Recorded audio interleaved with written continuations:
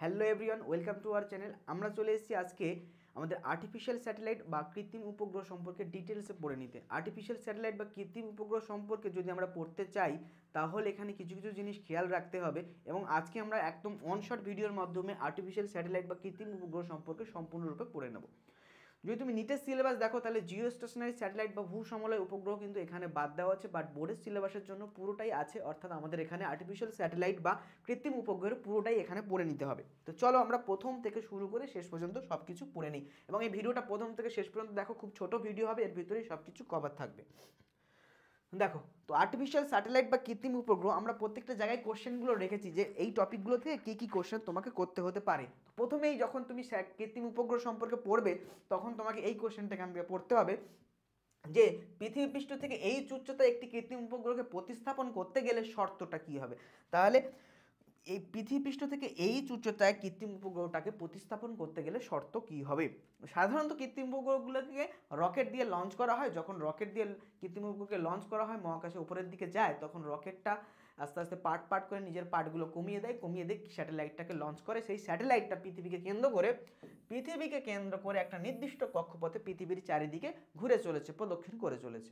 ঠিক আছে, তো ধরো এইটা হলো আমাদের পৃথিবী, তার ভূপৃষ্ঠ থেকে এই উচ্চতায় একটা স্যাটেলাইটকে আমি রাখতে চাইছি। ঠিক আছে, তো এই উচ্চতায় যখন আমি স্যাটেলাইটকে রাখতে চাইছি, ওই স্যাটেলাইটটার এই উচ্চতায় রাখার জন্য প্রতিস্থাপনের শর্ত কী হবে সেটা আমরা এখানে অ্যানালাইসিস করব।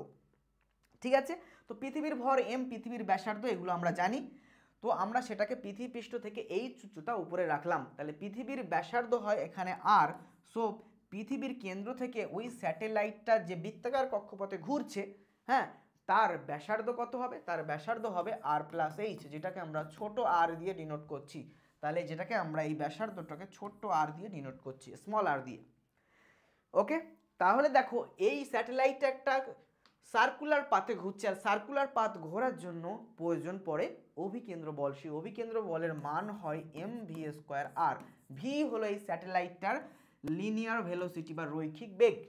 ঠিক আছে, তো এই বেগটাকে তার অরবাইটাল ভেলোসিটিও বলা হয়, কারণ কক্ষপথে প্রদক্ষিণ করার সময় এই বেগটা আমরা পাই, সেই জন্য এটাকে তার অরবাইটাল ভেলোসিটি বলা হয়। দেখো, আমরা টপিকটা লিখেছি কৃত্রিম উপগ্রহের প্রদক্ষিণ দ্রুতি বা অরবাইটাল ভেলোসিটি, এবং তার সাথে লিখেছি আমরা টাইম পিরিয়ড বা প্রদক্ষিণ কাল। তাহলে এই দুটো জিনিস এখানে আমাদের কভার করতে হবে। তো প্রথমেই দেখলাম যে অভিকেন্দ্র বল লাগে বৃত্তাকার পথে ঘোরার জন্য। সেই অভিকেন্দ্র বল কে সরবরাহ করে? দুজনের ভিতরে গ্র্যাভিটেশনাল ফোর্স। এই যে আর্টিফিশিয়াল স্যাটেলাইট, তার ভর যদি স্মল এম হয় আর পৃথিবীর ভরটা হলো ক্যাপিটাল এম, তাহলে আমরা কি বলবো? তাহলে গ্র্যাভিটেশনাল ফোর্সের মান হবে এটা, তাই না? তো এখান থেকে খুব ইজিলি ছোট এমগুলো কেটে যাচ্ছে এবং নিচের আর কাটছে, স্কোয়ারে 2 কাটছে। সো ভি ইকুয়ালস টু থাকছে √GMR। তাহলে আমরা কি দেখতে পাচ্ছি? তাহলে আমরা দেখতে পাচ্ছি অরবাইটাল ভেলোসিটির মান দাঁড়াচ্ছে এটা। এই ভিকে কি বলা হবে? এই ভিকে বলা হবে প্রদক্ষিণ দ্রুতি বা অরবাইটাল ভেলোসিটি। ক্লিয়ার?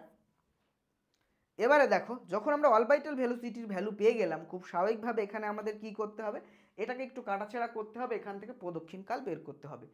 তুমি জানো যে অভিকর্ষ ত্বরণ, পৃথিবী পৃষ্ঠে অভিকর্ষ ত্বরণের ভ্যালু GMR²। তাহলে GM এর ভ্যালু এখান থেকে আমরা কত পাচ্ছি?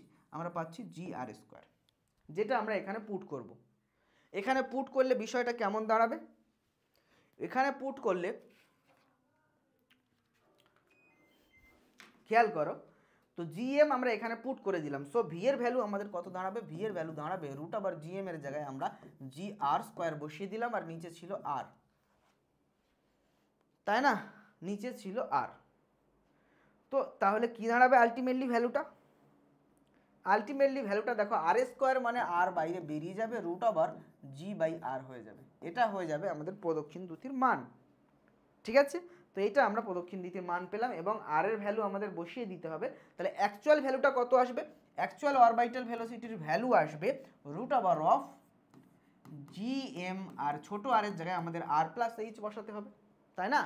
এবং এটা ছাড়াও আমরা ইউজ করতে পারি কি এই ভ্যালুটা, যেটা হলো ক্যাপিটাল আর বাইরে বেরিয়ে আছে, জি ওপরে আছে আর নিচে আছে ছোট আর মানে আর প্লাস এইচ। তাহলে অরবিটাল ভেলোসিটির এই দুটো ফর্মুলা আমরা যখন যেমন প্রয়োজন হবে তখন ইউজ করতে পারি। দেন যদি তুমি আসো এর বের করতে হবে সেকেন্ড কি, তাহলে ফার্স্ট একটা কাজ আমাদের হয়ে গেল, সেকেন্ড কাজ আমাদের বের করতে হবে প্রদক্ষিণকাল বা টাইম পিরিয়ড। তো প্রদক্ষিণকাল বা টাইম পিরিয়ড যদি আমরা বের করি সেটাকে টি দিয়ে লেখা হয়, অর্থাৎ একবার পুরো ঘুরে আসতে যে সময় লাগে তাকে বলে প্রদক্ষিণকাল বা টাইম পিরিয়ড। তো একবার পুরো ঘুরে আসতে সময় লাগতে পারে কত, নিশ্চয়ই একবার পুরো ঘুরে আসতে সময় লাগবে, যে সময়টা লাগবে তাকে তার পর্যায়কাল বলা হবে। তো সেই পর্যায়কাল বের করার জন্য কত কতটা পথ অতিক্রম করলো আর কতটা বেগে অতিক্রম করলো। তো কতটা পথ অতিক্রম করলো, ব্যাসার্ধ যদি আর হয় তো 2πr পথ অতিক্রম করলো, তার বেগ কত ছিল, তার বেগ ছিল v। তাহলে এটা হলো পর্যায়কালের ফর্মুলা। দেন আমরা কি করব, আমরা v এর ভ্যালু যেটা পেয়েছি সেটা বসিয়ে দেবো, এই ভ্যালুটা বসিয়ে দেবো। তাহলে কত দাঁড়াবে 2π, আর v উল্টে যাচ্ছে তাহলে কত এসে যাবে, আরটা নিচে চলে আসবে আর ওটা উল্টে যাবে। সো আমাদের ভ্যালুটা কত আসবে, আরটা নিচে চলে আসবে আর এই ভ্যালুটা উল্টে যাবে, অর্থাৎ ওপরে আর প্লাস এইচ নিচে জি চলে আসবে। এইটুকু হয়ে গেল পর্যায়কালের ফর্মুলা। তাহলে পর্যায়কালের ফর্মুলা এখন আমাদের এটা চলে আসলো, ঠিক আছে। তো এটা যদি পর্যায়কালের ফর্মুলা এসে যায় তাহলে তারপরে আমরা কি করতে পারি, তারপরে খুব ইজিলি এটাকে আমরা কিছুটা এদিক ওদিক করতে পারি। কেমনভাবে এদিক ওদিক করতে পারি দেখে নাও এবং বুঝে নাও ভালো করে। যে আচ্ছা এখানে একটা আর ছিল, সেই আরটাকে আমাদের লিখতে হবে, এই আরটা এই আরটা যখন ভিতরে ঢুকবে তখন কি হয়ে যাবে, আর স্কোয়ার হিসাবে ঢুকে যাবে। তাহলে আমাদের ভ্যালুটা কত হবে 2π ক্যাপিটাল আর, এবং এই বড় আরটা এখানে ঢুকবে স্কোয়ার হিসাবে। আচ্ছা আর মানে কি, আর প্লাস এইচ। তাহলে এইটা অ্যাকচুয়ালি আর ছিল, হ্যাঁ এটাকে যদি আমি আর লিখি সেটাই তোমার ক্যালকুলেশনে এখন বেশি সুবিধা হবে, তোমার বুঝতে বেশি সুবিধা হবে, কারণ এটা অ্যাকচুয়ালি আরই ছিল, আর ছিল।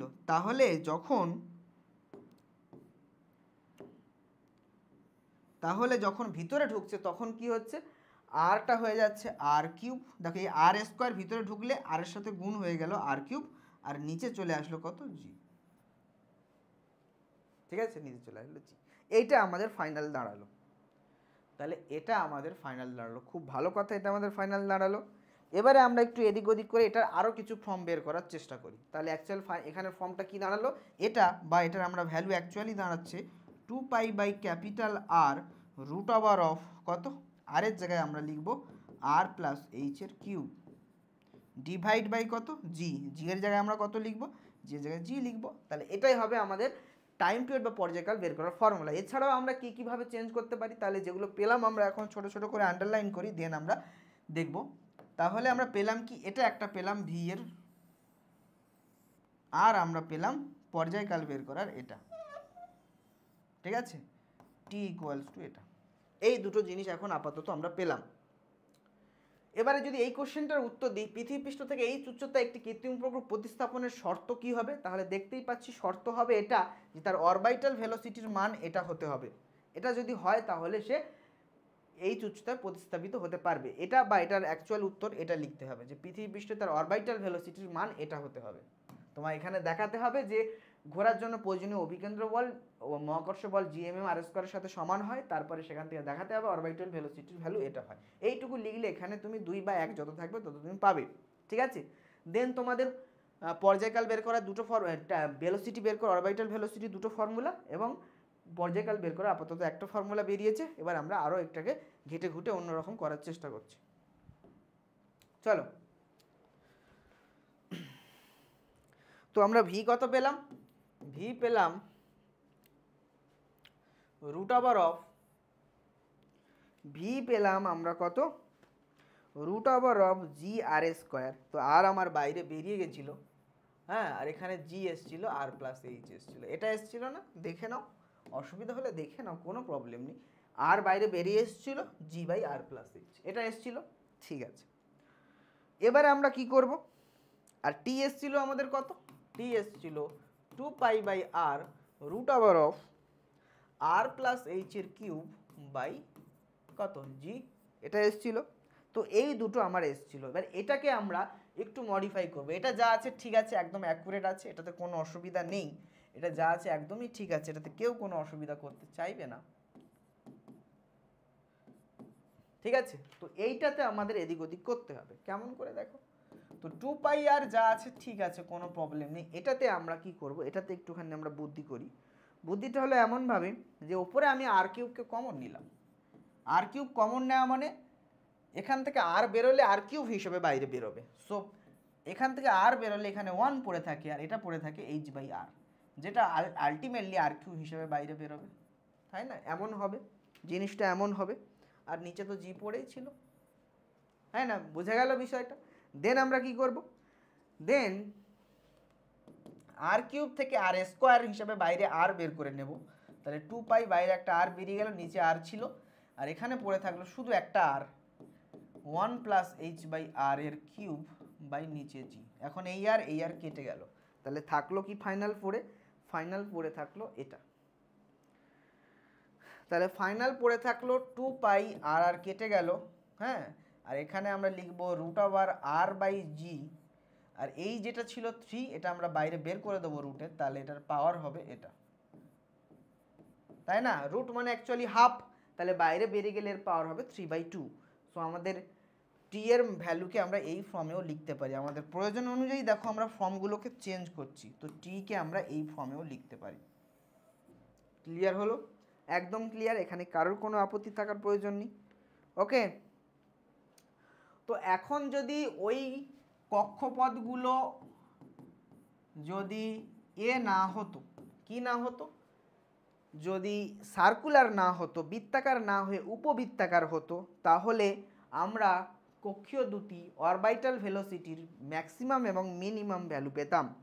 ম্যাক্সিমাম ভ্যালুটা হতো, আমাদের অ্যাকচুয়াল ফর্মুলা কি ছিল, gmmr ছিল। তো আর এর জায়গায় কি হবে, যদি উপবৃত্তাকার কক্ষপথ হয় আর এর জায়গায় এ বসাতে হয়, তুমি জানো, যেটা হলো সেমি মেজর অ্যাক্সিস, অর্ধপরাক্ষ, তাহলে লিখতে হবে এ, লিখতে হবে। কিন্তু এ লেখার জন্য একটা বুদ্ধি করতে হবে, এর সাথে একটা নতুন টার্ম মাল্টিপ্লাই হবে 1 - e। 1 - e কেন?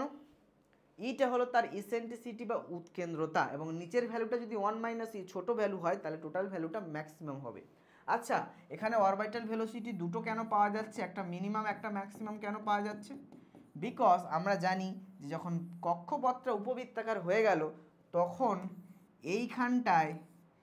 এইখানটায় কি হচ্ছে, আর এর মান বেশি, আর এল ইকুয়ালস টু আমরা জানি mvr, এম কনস্ট্যান্ট থাকে। যখনই এখানে আর বেড়ে যাচ্ছে তখন ভি কমে যাচ্ছে, এখানে আস্তে আস্তে ঘুরছে।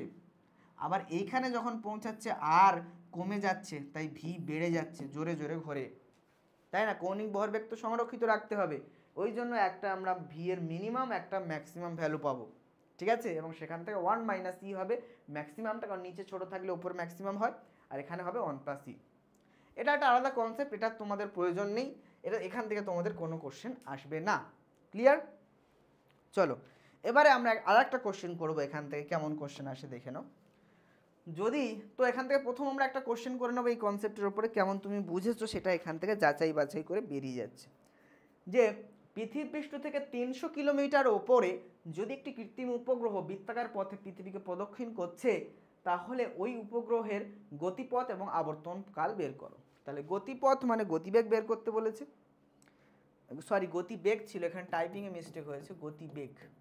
তাহলে গতিবেগ বের করার ফর্মুলা তুমি জানো, ফর্মুলা ছিল √gmr, gm ছোট আর। এখন বলেছে পৃথিবী পৃষ্ঠ থেকে 300 কিলোমিটার উপরে, পৃথিবীর ব্যাসার্ধ হয় 6400 কিলোমিটার, তার থেকে কত কিলোমিটার উপরে, এটা হলো আর এর মান, এইচ এর মান কত বলেছে 300 কিলোমিটার।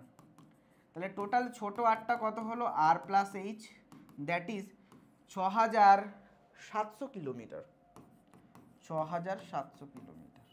এটাকে মিটার করলে হয় 6700 ইন্টু 10⁻³ মিটার। একদম ওকে।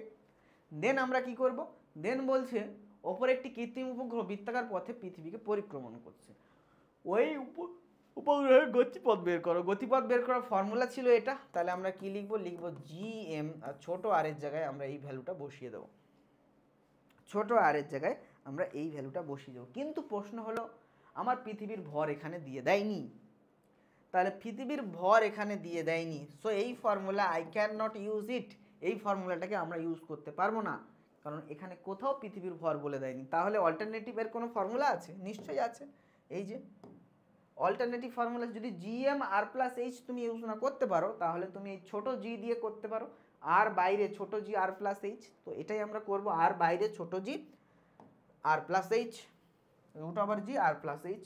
সো আমরা কি করব, আমরা ভি এর এই ফর্মুলাটা ইউজ করব, আর বাইরে রুট ওভার ছোটো জি, রুট ওভার জি আর প্লাস এইচ, এটা ইউজ করব। ক্লিয়ার?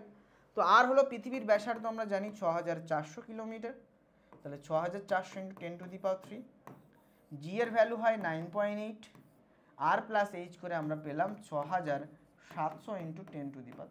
ব্যাস, ক্যালকুলেশন করলেই উত্তর বেরিয়ে যাবে। মিটার পার সেকেন্ড হবে তার একক। ঠিক আছে, মিটার পার সেকেন্ড হবে তার একক। বোঝা গেল? একদম কোনো চিন্তা নেই, একদম ইজি।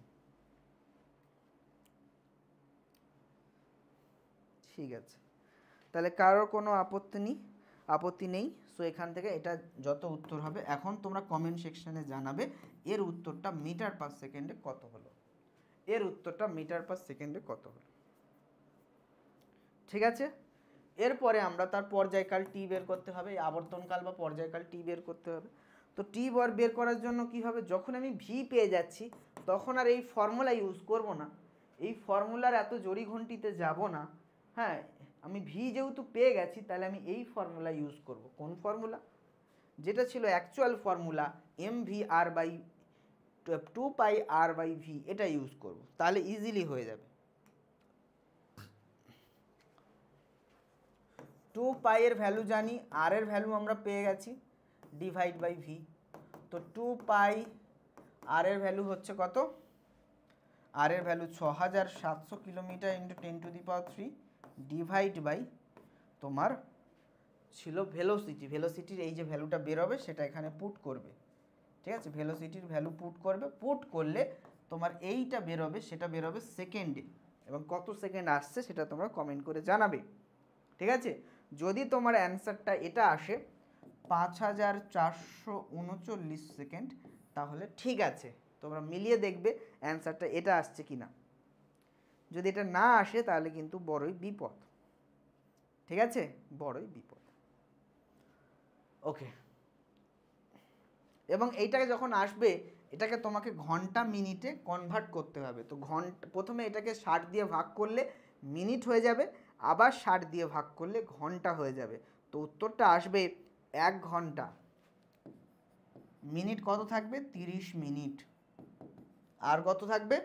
আর থাকবে সেকেন্ড, পড়ে থাকবে 39 সেকেন্ড।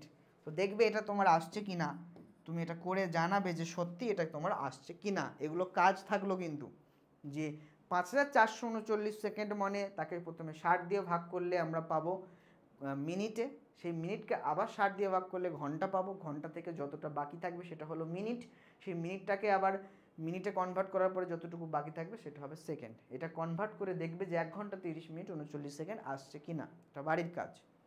চলো, দেন এখান থেকে আমরা আরেকটা কোশ্চেন করব এই আর্টিফিশিয়াল স্যাটেলাইট বা কৃত্রিম উপগ্রহ থেকে, যে পৃথিবীর খুব কাছে যদি একটা কৃত্রিম উপগ্রহ ঘোরে, তাহলে টি হলো তার পর্যায়কাল, রো হলো তার ঘনত্ব, তো দেখাও যে rho T square equals to ধ্রুবক হবে। এই জায়গাটা খুব খুব ইম্পর্টেন্ট, এটাকে আমরা বলছি ভেরি ভেরি ইম্পর্টেন্ট এবারের জন্য। এই জায়গাটা আমরা করব। এই টপিকটার নাম হলো, এই কোশ্চেনটা তো তুমি দেখলে, টপিকটার নাম হলো পৃথিবীর খুব নিকটবর্তী কৃত্রিম উপগ্রহ। যখন উপগ্রহটি পৃথিবীর খুব কাছে অবস্থান করবে, একমাত্র তখনই rho T square equals to constant বা ধ্রুবক হবে। ওকে, চলো এটা আমরা বুঝে নেওয়ার চেষ্টা করি, চেষ্টা তো করতে পারি, তারপরে যা হয় দেখা যাবে। তো যদি ওই আর্টিফিশিয়াল স্যাটেলাইটটা পৃথিবীর খুব কাছে অবস্থান করে, ঠিক আছে, তাহলে দেখো পৃথিবীর ব্যাসার্ধ 6400 কিলোমিটার, 6400 কিলোমিটার, তার তুলনায় খুব কাছে অবস্থান করেছে। সো আমরা কি বলতে পারি? সো আমরা বলতে পারি এই হাইটটাকে আমরা নেগলেক্ট করব। We neglect the height. কেন we neglect the height? Because এই হাইটটা খুব কম, কারণ পৃথিবীর খুব নিকটবর্তী কৃত্রিম উপগ্রহ, সেটা পৃথিবীর ব্যাসার্ধ 6400 কিলোমিটারের তুলনায় কম, সেই জন্য এই হাইটটাকে আমরা নেগলেক্ট করেছি। তাহলে যে ছোট আর ছিল, যেটা হলো কক্ষপথের ব্যাসার্ধ, এই কক্ষপথের ব্যাসার্ধ ছোট আর, এই ছোট আর ইকুয়ালস টু ছিল আর প্লাস এইচ, এখন এই এইচকে নেগলেক্ট করলে ছোট আর সিমিলার টু হয়ে যাবে তার ব্যাসার্ধের সাথে। ঠিক আছে, তো আমাদের ফর্মুলাতে ছোট আর এর জায়গায় আমরা আর প্লাস এইচ না বসিয়ে এবারে শুধু আর বসাবো। তাহলে আমরা কি কি দাঁড়াচ্ছে, আগে আমাদের ভি এর মান কত ছিল, আগে আমাদের ভি এর মান ছিল জি বাইরে আর বাইরে রুট ওভার জি আর ছোট আর, তাই না? ছোট আরটা আমরা লিখতাম আর প্লাস এইচ, তো আর প্লাস এইচের জায়গায় আমরা শুধু আর বসাবো। তাহলে আমাদের কত হবে, এটা হবে। এবার এই আরটা যদি ভিতরে ঢোকে তাহলে কি হবে, তাহলে এটা হবে জি আর স্কোয়ার হিসাবে ঢুকবে, আর নিচে আর থাকবে, এই আর কাটবে স্কোয়ারে 2 কাটবে, তাহলে পড়ে থাকবে root over of G R. ঠিক আছে, তাহলে পৃথিবীর খুব নিকটবর্তী কৃত্রিম উপগ্রহের অরবিটাল ভেলোসিটি হবে root over of G R. Underline the term root over G R. Okay, then যদি এর পর্যায়কাল কত হবে চলো আমরা দেখে নিই। পর্যায়কাল টি এর ফর্মুলা ছিল 2 পাই, বাইরে বেরিয়েছিল কি 2 pi root over R by G, আর এটা ছিল 1 plus H by R to the power 3/2, এটা এসেছিল না আমাদের ফাইনালি। তো এখানে আমরা কি করব, এখানে আমরা আর প্লাস এইচের জায়গায়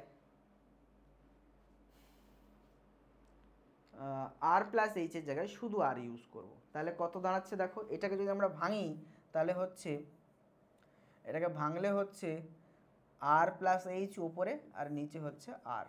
তো আমরা কি করব, আর প্লাস এইচের জায়গায় আর বসাতে হবে, আর বসাতে হলে উপরে হবে আর নিচে হবে আর, তো কেটে গিয়ে থাকবে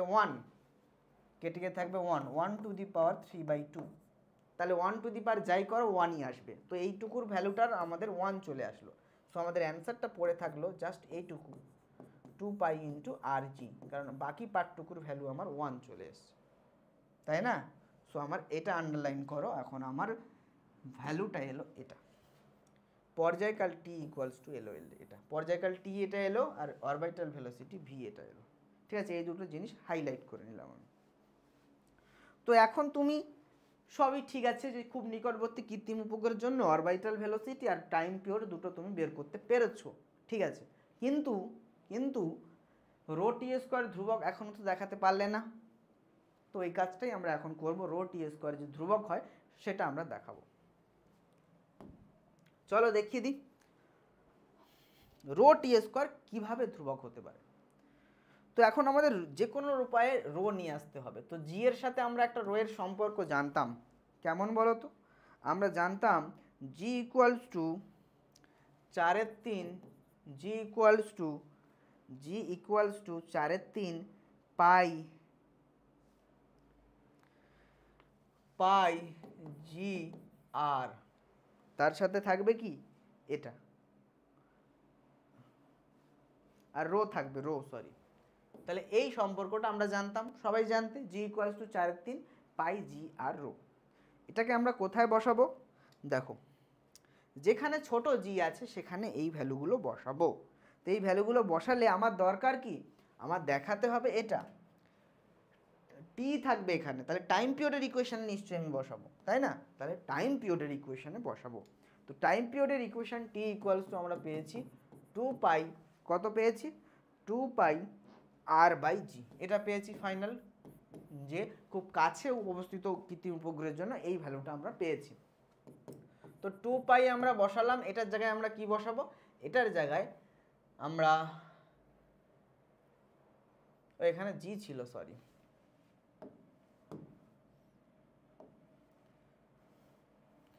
জি ছিল, তাহলে আমরা রুট ওভার আর তো ঠিক আছে, জি এর জায়গায় বসাবো 4/3 পাই জি আর রো, হলো এটা টি। তো আমাদের দেখো এখানে কোশ্চেনটা ছিল এটা rho T square equals to ধ্রুবক, তাহলে আমরা কি করব, এই টিকে স্কোয়ার করতে হবে, যে কোনো উপায়ে টিকে আমাদের স্কোয়ার করতে হবে। তো টিকে যদি আমি স্কোয়ার করি তাহলে পড়ে থাকছে 4 পাই স্কোয়ার ইন্টু ওপরে আর, আর এই 3 ওপরে চলে গেল, তাহলে ওপরে 3 আর, নিচে 4 থাকলো, পাই থাকলো, জি থাকলো, আর থাকলো, আর আর কেটে গেল, আর রো পড়ে থাকলো। তাহলে আর এই 4 পাই কেটে গেল, 4 পাইয়ের সাথে স্কোয়ার, 4 পাই শুধু স্কোয়ারে 4 পাই 4 কেটে গেল, পাই স্কোয়ারের 2টা কেটে গেল। তাহলে পড়ে থাকলো কত? উপরে পড়ে থাকলো 3 পাই, নিচে পড়ে থাকলো 0, এইটুকু পড়ে থাকলো। ঠিক আছে, এইটুকু পড়ে থাকলো। তাহলে এইটুকু যদি পড়ে থাকে, সো আমরা কি বলতে পারি? দেখো বাকি সব পার্টগুলো কনস্ট্যান্ট, আমরা খুব ইজিলি বুঝতে পারছি বাকি সব পার্টগুলো কনস্ট্যান্ট। আচ্ছা এইটা তোমরা জানো তো, G equals to 3/4 pi G R rho হয়, জি ইকুয়ালস টু, তাই না, 3/4 এই 4/3 পাই জি আর রো। যদি এটা নাও জানো, এটা আমরা অলরেডি আগের ক্লাসে পড়িয়েছি, আগের ক্লাসগুলোতে পড়িয়েছি, তো ওখান থেকে তোমরা খুব ইজিলি দেখে নিতে পারো যে জি ইকুয়ালস টু হবে 4/3 পাই জি আর রো। ওকে, সো আমরা এটা পেলাম। তো এটা যখন আমরা পেলাম, তাহলে খুব ভালো কথা, আমরা পেলাম টি স্কোয়ার। এটা দেখো 3 একটা constant value, rho constant value, জিও constant value, 3 constant value, pi constant value, G constant value. তাহলে আমরা কি বলতে পারি? তাহলে দেখো এই রোটাকে এবারে আমরা গুণ করে দিই, গুণ করে দিলে হলো rho T square equals to constant 3 pi G, এটা তো কনস্ট্যান্ট ভ্যালু, তাহলে আমরা বলতেই পারি কনস্ট্যান্ট। তাহলে আমাদের প্রমাণটা হয়ে গেল যে rho T square equals to constant হবে। এই যে কোশ্চেনটা ছিল যে পৃথিবীর খুব কাছে যদি কোনো কৃত্রিম উপগ্রহ ঘোরে, তাহলে টি হলো তার পর্যায়কাল, রো হলো তার ঘনত্ব, তো দেখাও যে rho T square equals to constant. তো আমরা দেখিয়েই দিলাম rho T square equals to constant বা ধ্রুবক, প্রমাণ হয়ে গেল। এই কোশ্চেনটা ভেরি ভেরি ইম্পর্টেন্ট। এবার এই কোশ্চেনটা যদি এরকম না দিয়ে একটু ঘুরিয়ে দেয়, কেমনভাবে ঘুরিয়ে দেয় দেখো, এখান থেকে আমরা কি দেখছি, টি ইকুয়ালস টু কত হচ্ছে, টি ইকুয়ালস টু হচ্ছে root over of 3 pi by G into 1 by rho, তাই না? এটা কনস্ট্যান্ট ভ্যালু, তাহলে আমরা বলতে পারি টি সমানুপাতিক 1 বাই রুট রো। এইটাও আমাদের প্রমাণ করতে দেয় যে পৃথিবীর খুব কাছে কৃত্রিম উপগ্রহ হলে দেখাও টি সমানুপাতিক 1 বাই রো। এটাও অনেকে প্রমাণ করতে দেয়, ঘুরিয়ে যদি কোশ্চেন দেয় এটা হবে। ঠিক আছে, ওকে। এবার এখান থেকে একটা কোশ্চেন দেয়, যে কোশ্চেনটা আমরা করব, যে কোশ্চেনটা আমরা করব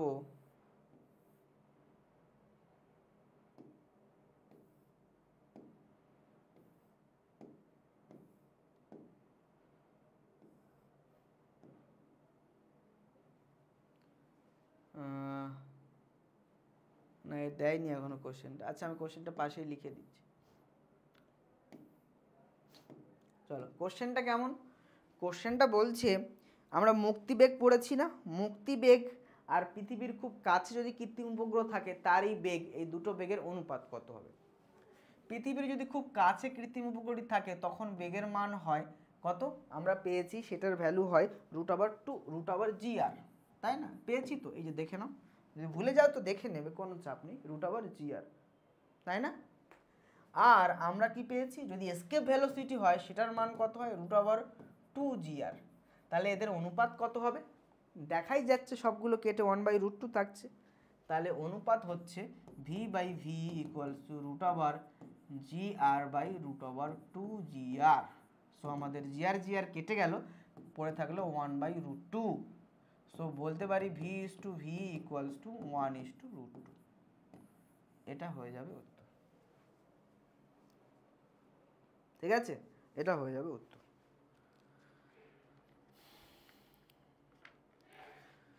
ওকে, এবারে দেখো কৃত্রিম উপগ্রহগুলো কোথায় ব্যবহৃত করা হয়। কৃত্রিম উপগ্রহ ব্যবহার করা হয় বায়ুমণ্ডলের চাপ, উষ্ণতা, উপাদান নির্ণয়ের জন্য, আবহাওয়া সম্বন্ধীয় পূর্বাভাস এবং নিরীক্ষণের জন্য, প্রতিরক্ষামূলক নজরদারির জন্য, পৃথিবীর আকার এবং আকৃতি সমূহের পরীক্ষার জন্য, অথবা টেলিকমিউনিকেশনের জন্য। টেলিকমিউনিকেশন মানে কৃত্রিম উপগ্রহের সাহায্যে কোনো সিগন্যাল আদান প্রদান করা হয়ে বিভিন্ন স্থানে খেলাধুলো দেখানো, টেলিভিশনের মাধ্যমে দেখতে পারি, বিভিন্ন স্থানে থাকা লোকেদের সাথে টেলিফোনের সাথে যোগাযোগ করতে পারি। এছাড়াও উর্ধ্বাকাশের আয়নমণ্ডল, মহাজাগতিক রশ্মির বিকিরণ, কণিকাসমূহের রেডিয়েশন, সৌর বিকিরণের প্রভাব ইত্যাদি সংক্রান্ত নানান তথ্য আমরা কিভাবে পাই? স্যাটেলাইটের মাধ্যমে পাই। হলো, এবারে আমরা নতুন টাইপের একটা স্যাটেলাইট পড়ব, সেটাকে বলা হবে ভূসমলয় উপগ্রহ। কি বলা হবে? ভূসমলয় উপগ্রহ বা জিও স্টেশনারি স্যাটেলাইট। এই জিও স্টেশনারি স্যাটেলাইটটা নিটের সিলেবাস থেকে এবারে বাদ দিয়েছে, বাট আমাদের সিলেবাসে আছে, তাই আমরা এটা পড়ে নেব। তো আমাদের এখন জিও স্টেশনারি স্যাটেলাইট পড়তে হবে, মেরু স্যাটেলাইট, পোলার স্যাটেলাইট পড়তে হবে, আর স্যাটেলাইটগুলোর গতিশক্তি স্থিতিশক্তি পড়তে হবে, আর কৃত্রিম উপগ্রহেতে ভরহীনতা বা ওয়েটলেসনেস ইন স্যাটেলাইট এটা দেখতে হবে। এই কটা জিনিস পড়লে আমাদের এটা শেষ হয়ে যাবে। চলো, তো প্রথমে আমরা দেখব ভূসমলয় বা ভূসমলয় উপগ্রহ, জিও স্টেশনারি স্যাটেলাইট। এটা কেমন স্যাটেলাইট? এটা সবসময় নিরক্ষীয় তলে অবস্থান করবে। এটা কোথায় অবস্থান করবে? 1 নম্বর বৈশিষ্ট্য হলো এটা অবস্থান করবে নিরক্ষীয় তলে। দেখো তোমার দেওয়া আছে ভূসমলয় উপগ্রহ মেরু উপগ্রহের বৈশিষ্ট্য লেখো। তাহলে প্রথম কোশ্চেনের উত্তর আমরা দিচ্ছি, এর বৈশিষ্ট্য কি? 1 নম্বর হলো নিরক্ষীয় তলে অবস্থান করবে। কে নিরক্ষীয় তলে অবস্থান করবে? ওই কৃত্রিম উপগ্রহটি, অর্থাৎ তার কক্ষপথ নিরক্ষীয় তলে থাকে, নিরক্ষীয় তলে অবস্থান করে, বা আমরা ঘুরিয়ে বলতে পারি কক্ষপথ নিরক্ষীয় তলে থাকে। কি? তার কক্ষপথ নিরক্ষীয় তলে থাকে,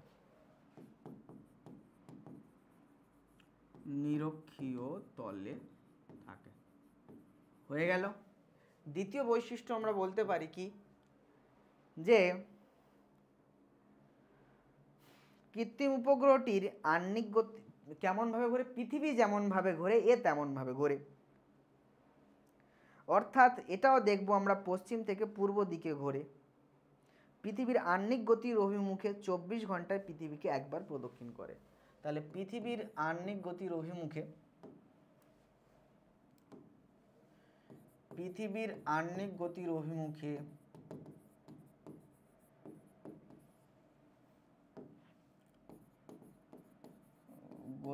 অভিমুখে অর্থাৎ পশ্চিম থেকে পূর্ব দিকে পৃথিবী ঘোরে, তো পশ্চিম থেকে পূর্ব দিকে 24 ঘন্টায় একবার প্রদক্ষিণ করে। 24 ঘন্টায় পৃথিবীকে একবার প্রদক্ষিণ করে। তাহলে পর্যায়কাল হলো 24 ঘন্টা। পৃথিবীকে একবার প্রদক্ষিণ করে।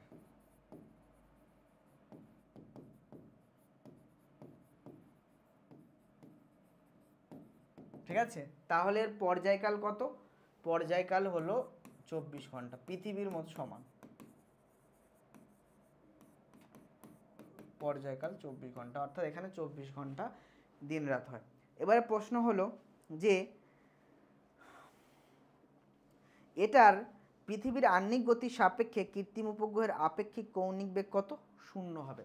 যেহেতু পৃথিবীর মতোই ঘুরছে, তাহলে পৃথিবীর সাপেক্ষের আপেক্ষিক কৌণিক বেগ কত হবে? 0 হবে। তাহলে এটার মানে আমরা বলতে পারি যে পৃথিবীর আবর্তনের সাপেক্ষে, পৃথিবীর আবর্তনের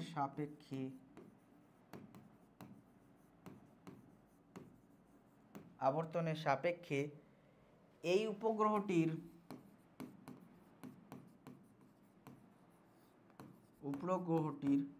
আপেক্ষিক কৌণিক বেগ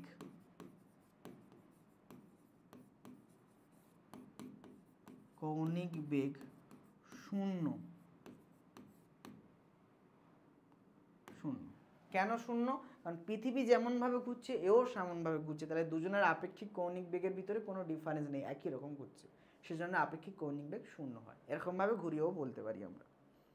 তাহলে আমরা ভূসমলয়, যদি কোশ্চেনটা এমন আসে যে ভূসমলয় উপগ্রহ কাকে বলে, তখন আমরা কি বলবো? তখন আমরা বলবো যে যদি কোনো উপগ্রহ নিরক্ষীয় তলে অবস্থান করে এবং পৃথিবীর আবর্তনের সাপেক্ষে তার আপেক্ষিক কৌণিক বেগ 0 হয়, অর্থাৎ তার পর্যায়কাল পৃথিবীর মতোই 24 ঘন্টা, তাহলে সেই কৃত্রিম উপগ্রহকে কি বলা হবে? ভূসমলয় উপগ্রহ বলা হবে। এবং ভূপৃষ্ঠ থেকে দেখলে একে কেমন মনে হবে? ভূপৃষ্ঠ থেকে দেখলে মনে হবে যে এটা আকাশের ওপরে এক জায়গায় স্থির হয়ে আছে। কি মনে হবে? দেখলে মনে হবে আকাশের ওপরে এক জায়গায় স্থির হয়ে আছে। কেন? কারণ পৃথিবীর মতোই সে আবর্তন করছে, তাহলে পৃথিবীর সাপেক্ষে আপেক্ষিক কৌণিক বেগটা হচ্ছে 0, অর্থাৎ কোনো ডিফারেন্স নেই দুজনের কৌণিক বেগের ভিতরে। সেই জন্য ভূপৃষ্ঠ থেকে দেখলে মনে হবে যে আকাশে এক জায়গায় স্থির আছে। তাহলে কি মনে হবে? ভূপৃষ্ঠ থেকে দেখলে মনে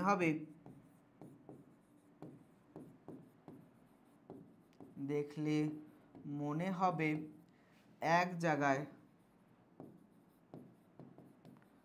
স্থির আছে, স্থির হয়ে আছে। ঠিক আছে, তো এইগুলো জিনিস যাদের ভিতরে দেখতে পাওয়া যাবে তাদেরকে আমরা জিও স্টেশনারি স্যাটেলাইট বলবো। ওকে, এছাড়াও আরও কিছু বৈশিষ্ট্য আছে, সেটা আমরা শেষের দিকে পড়ব। এখন আমরা জিও স্টেশনারি স্যাটেলাইটের অরবিটাল ভেলোসিটি আর টাইম পিরিয়ড বের করব। এই দুটো হলো আমাদের কাজ। চলো, তাহলে এখানে আরও একটা কোশ্চেন বাকি থাকছে, মেরু উপগ্রহ কাকে বলে সেটা আমরা দেখছি পরে। তারপরে মেরু উপগ্রহ কেন আবহাওয়ার উপগ্রহ বলে এটাও দেখব। আর এর ভূসমলয় উপগ্রহের এখনও দুটো বৈশিষ্ট্য বাকি আছে, সেটা শেষের দিকে পড়ব।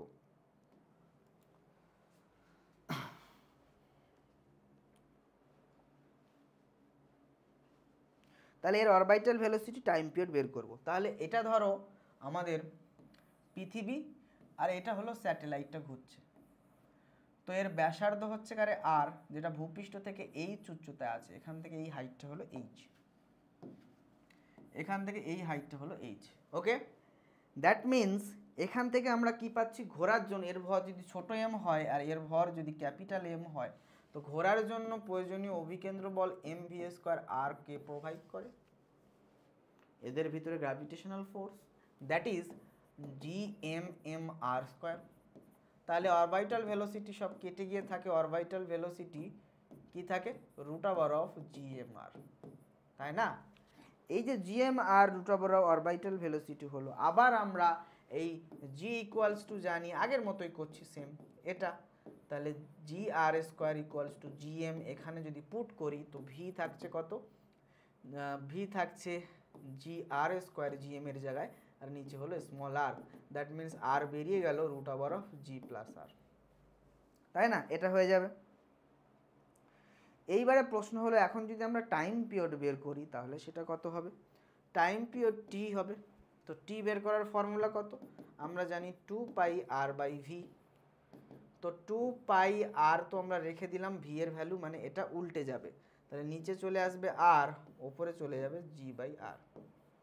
এটা হবে, সরি এটা উল্টে যাবে, সরি এটা r/g। তাহলে কি দাঁড়ালো? এইটুকু দাঁড়ালো। এবারে প্রশ্ন হলো, এবারে প্রশ্নটার কিছুই নয়, এখান থেকে আমরা কি করব? এই জায়গা থেকে আমরা এই কক্ষপথের ব্যাসার্ধ ছোট আর এর মান বের করব। ছোট আর এর মান বের করব, যে ওই ভূসমলয় উপগ্রহের কক্ষপথের ব্যাসার্ধ কত। তাহলে কোশ্চেন কেমন দিল? কক্ষপথের ব্যাসার্ধ কত? কক্ষপথের ব্যাসার্ধ কত? ঠিক আছে, এবারে দেখো, যদি আমরা এখান থেকে আর বের করতে চাই তাহলে বোথ সাইডকে আমরা প্রথমে স্কোয়ার করে দিলাম। স্কোয়ার করে দিলে কত দাঁড়াচ্ছে? এদিকে দাঁড়াচ্ছে টি², এখানে দাঁড়াচ্ছে 4πr², 4π²r², নিচে হচ্ছে ক্যাপিটাল আর এর স্কোয়ার, আর এখান থেকে হচ্ছে r × g। তাহলে আর টোটাল কিউব হয়ে গেল। সো আমাদের আর এর ভ্যালু বের করতে হবে। তাহলে আর এর ভ্যালু কত দাঁড়াচ্ছে? এখান থেকে আমাদের দেখো টি² সাথে মাল্টিপ্লাই হয়ে যাচ্ছে r²g, আর ডিভাইড হয়ে যাচ্ছে 4π², আর এপারে পড়ে থাকছে r³। তো r³ এটা এলো, তাহলে আর এর ভ্যালু কত হবে? এটার পাওয়ার 1/3 হবে। এটার পাওয়ার 1/3 হলে আর এর ভ্যালু বেরিয়ে যাবে। সিম্পল লজিক, তাই না? সো আর এর ভ্যালু আমার এখন বেরিয়ে গেল এটা, টি² r²g/4π²। এবারে যদি আমরা জানি এটা ভূসমলয় উপগ্রহ, তাহলে এর পর্যায়কালের মান হয় 24 ঘন্টা। 24 ঘন্টা মানে কত সেকেন্ড? 24 × 60 মিনিট × 60 সেকেন্ড হলো। তাহলে এত সেকেন্ড বসিয়ে দিলাম। আর আমরা জানি পৃথিবীর ব্যাসার্ধ 6400 × 10⁻³ মিটার। ঠিক আছে, হয়ে গেল। তারপরে আমরা জানি জি এর ভ্যালু 9.8। 9.8 হয়ে গেল। তারপরে আমরা আর কি জানি, আর আমরা জানি 4 এর ভ্যালু জানি, এবং পাই স্কোয়ারের ভ্যালু মানে 3.14 এর স্কোয়ার। পাই স্কোয়ার মানে হলো 3.14 এর স্কোয়ার। সো এখান থেকে কি আসবে বেরিয়ে, এখান থেকে বেরিয়ে আসবে যে আমাদের টি স্কোয়ার ইকুয়ালস আর এর ভ্যালুটা বেরিয়ে যাবে। তাহলে আর এর ভ্যালু, এই সবগুলো ভ্যালু বসালে আর এর ভ্যালু কত আসছে, সবগুলো ভ্যালু বসালে আর এর ভ্যালু পাওয়া যাচ্ছে 4.234 ইন্টু 10⁻7। 4.234 ইন্টু 10⁻7 মিটার প্রায়, এর কাছাকাছি একটা ভ্যালু আমরা পাচ্ছি। ঠিক আছে, ক্যালকুলেশন করে দেখবে আসছে কিনা। তো এই ভ্যালুটাকে যদি আমরা কিলোমিটারে কনভার্ট করি তাহলে কত আসছে, 10⁻7 মিটার হয়ে যাচ্ছে 10⁻4 মিটার, তাই না? দেন আমরা এটাকে বলতে পারি, তাহলে 4টা শূন্য গুণ হয়ে গেলে কত হয়, 4,42,340 কিলোমিটার। তো মিটার থেকে এটা আমরা কিলোমিটার কনভার্ট করলাম, তাহলে বলতে পারি 42,340 কিলোমিটার। এটা হলো আর এর মান। এবারে কোশ্চেনটা আরেকটু ঘুরিয়ে দিল, আমি কক্ষপথের ব্যাসার্ধ জানতে চাইনি, আমি জানতে চেয়েছি ভূপৃষ্ঠ থেকে কত উচ্চতায় অবস্থান করবে, ভূপৃষ্ঠ থেকে কত উচ্চতায় অবস্থান করবে। এটা মুশকিল, ভূপৃষ্ঠ থেকে কত উচ্চতা অবস্থান করবে মানে এইচ জানতে চেয়েছে। তো আমরা কি জানি, এইচ প্লাস আর পৃথিবীর ব্যাসার্ধ মানে ছোট আর, তাহলে এইচ এর মান কত হবে, ছোট আর মাইনাস ক্যাপিটাল আর। ছোট আর আমরা পেয়েছি 42,340, তাই না? 42,340, তার থেকে বিয়োগ কত যাবে, 6,400 কিলোমিটার। তাহলে এটা ক্যালকুলেট করলে কত আসছে, এটা ক্যালকুলেট করলে আসছে 35,490 কিলোমিটার। এটাকে আমরা সিমিলার করে দিলাম 36,000 কিলোমিটার, 36,000 কিলোমিটার। তাহলে ভূসমলয় উপগ্রহটা পৃথিবীপৃষ্ঠ থেকে কত উপরে অবস্থান করতে হবে, ভূসমলয় উপগ্রহকে সবসময় পৃথিবীপৃষ্ঠ থেকে 36,000 কিলোমিটার ওপরে স্থাপন করতে হবে, 36,000 কিলোমিটার উপরে স্থাপন করতে হবে।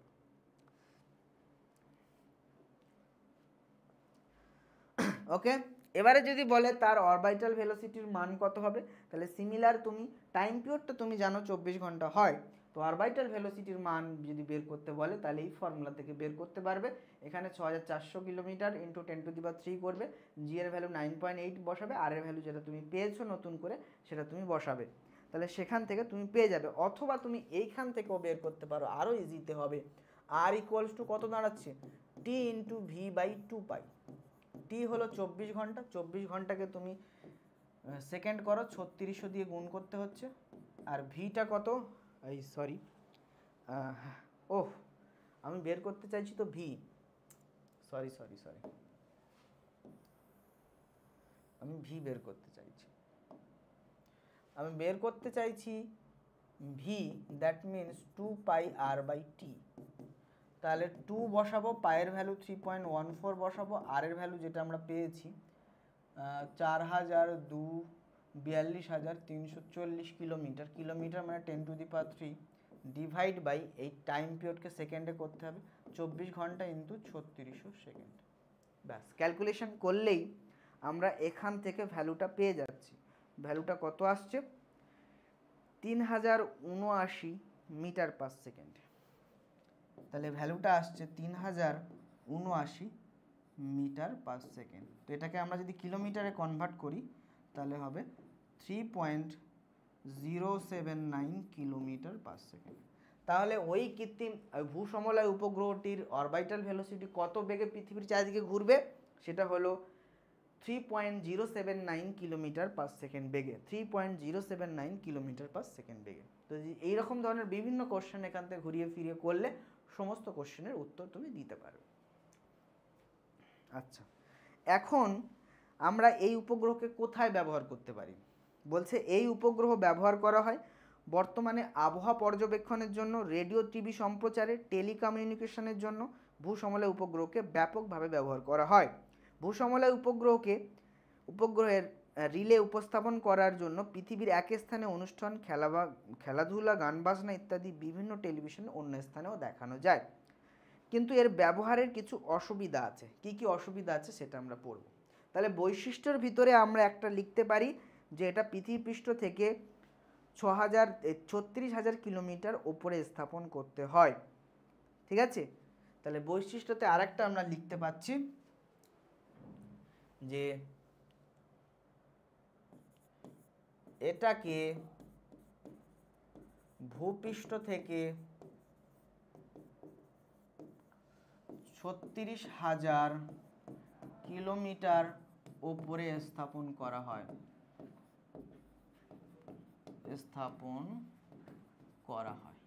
ঠিক আছে, এটা হলো বৈশিষ্ট্যের ভিতরে আরেকটা পয়েন্ট। ওকে, এবার আরেকটা পয়েন্ট আমরা পরে পাবো, যেটা আমরা যখন ড্রব্যাক পড়বো, তার অসুবিধা পড়বো, তখনই দেখবো, মানে এক্ষুনি দেখবো। দেখো অসুবিধাটা কি, ভূসমলয় উপগ্রহ যেহেতু পৃথিবীপৃষ্ঠ থেকে 36,000 কিলোমিটার উপরে স্থাপন করা হয়েছে, তাহলে এ পৃথিবীর এক স্থান থেকে অন্য স্থানে, দেখো পৃথিবীপৃষ্ঠ থেকে ওকে স্থাপন করা হয়েছে 36,000 কিলোমিটার উপরে। তাহলে এই পৃথিবীর এই জায়গা থেকে ও নিল, তো এই জায়গা থেকে যখন এই জায়গায় ও সিগন্যালটা পাঠাতে চাইবে, তাহলে ওকে এরকমভাবে ঘুরে এখানে আসতে হবে। তাহলে ওকে কতটা ডিস্টেন্স আসতে হবে, এর ডবল ডিস্টেন্স আসতে হবে। বা আমরা এটাকে বলতে পারি এরকমভাবে যে এইখানে আছো তুমি, এইখানে আছো তুমি, এখান থেকে এই পারে সিগন্যাল পাঠাতে চাইছো, তাহলে তোমাকে কত দূরত্ব আসতে হবে। তাহলে দেখো ভূসমলয় উপগ্রহগুলি ভূপৃষ্ঠ থেকে 36,000 কিলোমিটার উপরে থাকায় কোনো সিগন্যাল এই উপগ্রহে প্রতিফলিত হয়ে পৃথিবীর এক স্থান থেকে অন্য স্থানে যেতে কমপক্ষে 72,000 কিলোমিটার পথ অতিক্রম করে, তাই না? কারণ উপগ্রহ এরকমভাবে ঘুরবে, ও তো আর অন্যভাবে ঘুরবে না, এরকমভাবেই ঘুরবে। এরকমভাবে ঘুরে এইখান ধরো এক জায়গা থেকে অন্য জায়গায় পৌঁছাচ্ছে, কমপক্ষে তাকে ডবল দিতে হবে। কারণ দেখো এর ধরো ব্যাসার্ধ আমরা আর পেয়েছি কত, এইচ পেয়েছি, যাই হোক এইচ পেয়েছি, আরটা আমরা যদি ধরে দিই, কমপক্ষে আমি ওটা ধরলাম মিনিমাম, আমরা আর পেয়েছিলাম হয়তো 42,000 এরকম সামথিং পেয়েছিলাম। তো এই পান থেকে যদি এইকারে আসে, তাহলে 2 ডিস্টেন্স কভার করতে হবে, ব্যাসার্ধ পরিমাণ এখান এত দূর আসতে হবে।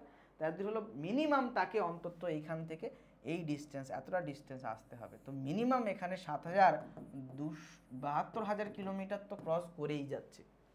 ঠিক আছে, যদি আমি পৃথিবীর ব্যাসার্ধটুকু বাদ দিই, তবুও 7,200 কিলোমিটার তো হয়েই যাচ্ছে। এবারে হচ্ছে তাহলে তার কমপক্ষে কত সময় লাগবে, বলছে কমপক্ষে এটার জন্য তো 1/4 সেকেন্ড সময় লেগেই যাবে, 1/4 সেকেন্ড সময় লেগেই যাবে সিগন্যাল পাঠাতে। তাহলে এই কাজ যদি 1/4 সেকেন্ড সময় লাগে, তাহলে টেলিকমিউনিকেশন এবং অন্যান্য বিভিন্ন স্যাটেলাইটের ওয়ার্কিংয়ে এখানে অসুবিধা হবে। তাহলে এটা একটা অসুবিধা। আর কি অসুবিধা, যেহেতু এই উপগ্রহগুলোকে নিরক্ষীয় অঞ্চলে অবস্থান করানো হয়েছে, তাহলে এটা মেরু অঞ্চলে ভালোভাবে কাজ করতে পারে না, অর্থাৎ মেরু অঞ্চলে ওয়েদারের রিপোর্ট ঠিকঠাকভাবে দিতে পারে না।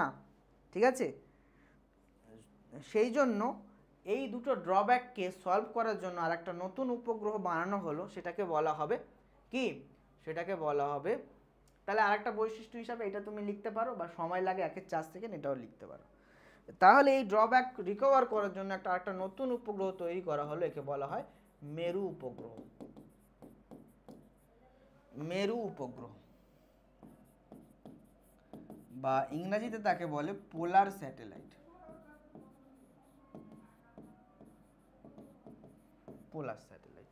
তো মেরু উপগ্রহ বা পোলার স্যাটেলাইটের কি কত উপরে রাখা হয়, বলছে এটা ভূপৃষ্ঠ থেকে H = 700 থেকে মাত্র 800 কিলোমিটার এত কাছাকাছি রাখা হয়। তাহলে মাত্র ভূপৃষ্ঠ থেকে 700 থেকে 800 কিলোমিটার উপরে রাখা হয়, এবং নিরক্ষীয় মধ্যতলের পরিবর্তে, তাহলে 1 নম্বর বৈশিষ্ট্য হলো এটা, নিরক্ষীয় মধ্যতলের পরিবর্তে মেরু অঞ্চলে স্থাপন করা হয়, ভৌগোলিক উত্তর দক্ষিণ মেরুতে। তাহলে পৃথিবীর ভৌগোলিক উত্তর দক্ষিণ মেরুতে স্থাপন করা হয়।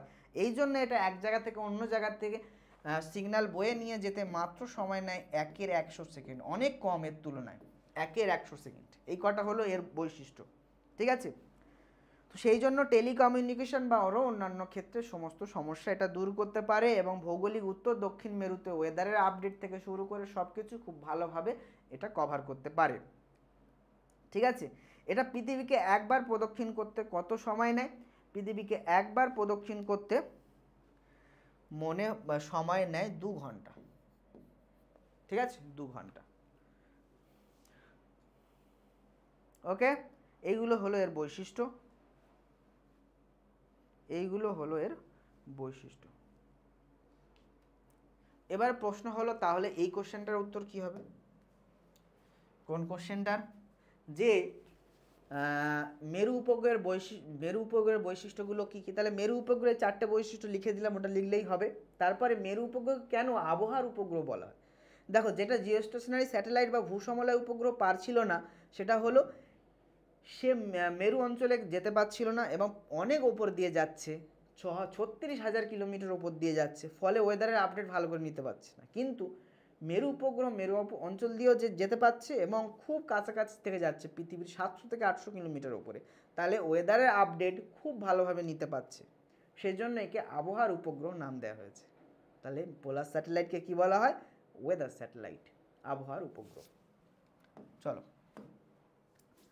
সব কনসেপ্টগুলো আশা করছি ক্লিয়ার। এবারে আমরা দুটো কনসেপ্ট বাকি রইল, কৃত্রিম উপগ্রহে পৃথিবীর স্থিতিশক্তি ও গতিশক্তি, এবং লাস্ট কনসেপ্ট হলো কৃত্রিম উপগ্রহে বস্তুর ভরহীনতা। এই দুটো কনসেপ্ট আমার বাকি রইল। ঠিক আছে, ক্লাসটা কতক্ষণ হচ্ছে? ক্লাসটা 51 মিনিট হয়েছে। ঠিক আছে, আর একটু কন্টিনিউ করে পুরোটা শেষ করে দিই। তো কৃত্রিম উপগ্রহে বস্তুর স্থিতিশক্তি এবং গতিশক্তি, এই টপিকটা, এটাকে আমরা বলবো সব থেকে গুরুত্বপূর্ণ টপিক, কারণ এখান থেকে কোশ্চেন আসবে। তো কোশ্চেনটা কেমন আসে? কোনো নক্ষত্রের চারিদিকে কোনো গ্রহ বৃত্তাকার কক্ষপথে আবর্তন করেছে। ঠিক আছে, কোনো নক্ষত্রের চারিদিকে কোনো গ্রহ বৃত্তাকার কক্ষপথে আবর্তন করেছে। গ্রহের স্থিতিশক্তি এটির মোট শক্তির দ্বিগুণ প্রমাণ করো। তাহলে তার স্থিতিশক্তি মোট শক্তির দ্বিগুণ দেখাতে হবে। চলো আমরা দেখিয়ে দিই। প্রথমে আমরা শিখে নেব কিভাবে গ্রহের স্থিতিশক্তি এবং গতিশক্তি বের করা যায়। প্রথমে আমরা তার গতিশক্তি বের করব। গতিশক্তি বের করব। তো গতিশক্তি আমরা বের করতে পারি কিভাবে? দেখো, আমরা যদি দেখি তো ওই কৃত্রিম উপগ্রহের অরবিটাল ভেলোসিটির ভ্যালু হয় এটা, তাই না? আর হলো কক্ষপথের ব্যাসার্ধ। তাহলে যদি ভেলোসিটি এটা হয়, গতিশক্তিকে আমরা যদি কে দিয়ে লিখি, কে হবে ½ mv², এম হলো ওই স্যাটেলাইটটার ভর, তাহলে হাফ বসালাম, এম বসালাম, ভি এর স্কোয়ার, মানে এটাকে আমাদের স্কোয়ার করতে হবে, তাহলে রুট উঠে যাবে, GMR হলো। তাহলে আমাদের ফর্মুলা কি দাঁড়ালো? GMM2R। ঠিক আছে, মাথায় রাখবে। তাহলে কৃত্রিম উপগ্রহের গতিশক্তির মান হয় এটা। এবারে আমরা তার স্থিতিশক্তির মান বের করব।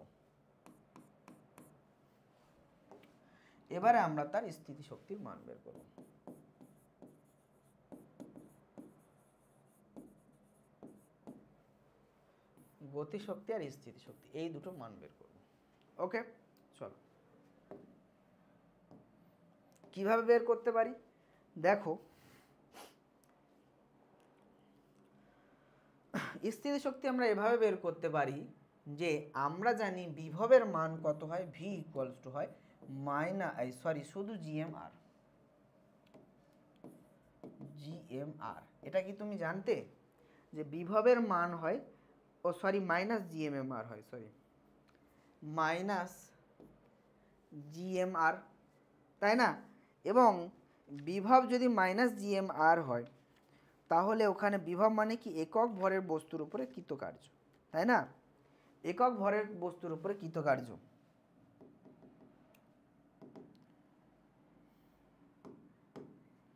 তাহলে হলো -GMR। তার মানে মহাকর্ষ ক্ষেত্রের ভিতরে, ঠিক আছে, এম ভরে একটা বস্তু আছে, তার আশপাশে একটা মহাকর্ষ ক্ষেত্র তৈরি হয়েছে।